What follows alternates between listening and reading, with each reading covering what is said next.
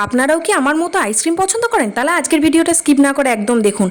Ice cream খেতে ইচ্ছা করেছে, অর্ডার করবেন, তাও আবার 17 মিনিটের মাথায় আইসক্রিম আপনার হাতে। এরকম কি পাবেন? দোকানে যেতে হলেও কিন্তু 10 মিনিট সময় লাগে, সে জায়গায় যদি অর্ডার করেই 17 মিনিটে খাবার পাওয়া যায়, তার থেকে ভালো কি হয় বলুন?